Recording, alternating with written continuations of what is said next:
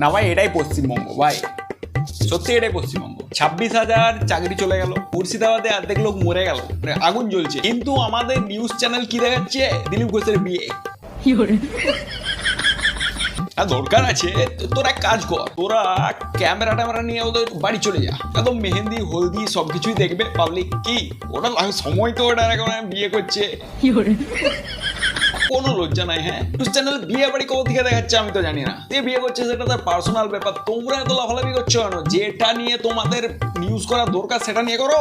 হ্যাঁ, মানে কি টিআরপি গুলো যা তা, নাকি নিউজ যেগুলো দেখানো দরকার সেগুলো দেখাচ্ছে না, বিয়ে বাড়ি দেখাচ্ছে লোকে, খাওয়ান ঘরটাও দেখাবে ক্যামেরা ফ্যামেরা নিয়ে। তো বিয়ে বাড়ি তোমরা কেন নিউজ চ্যানেল রেখেছো? তোমরা তো বলবে বিয়ে বাড়িতে ভাড়া দেওয়া যায় ক্যামেরা।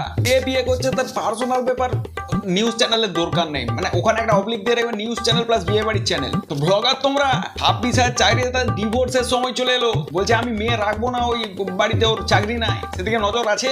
দিলীপ ঘোষ বিয়ে করছে, তার টেলিকাস্ট করছে। পশ্চিমবঙ্গটা গেছে সত্যিকারের। তোমাদের মুর্শিদাবাদ জ্বলে গেল, তুমি বিয়ে ঘর দেখাচ্ছ? কি কুক্ষণে মাইরি, ঘন্টাখানেক ভাবো একবার। হ্যাঁ, ঘন্টাখানেক নিজে বসে ভাবো একবার, বিয়ে বাড়ি না দেখিয়ে পশ্চিমবঙ্গ অবস্থাটা দেখাও।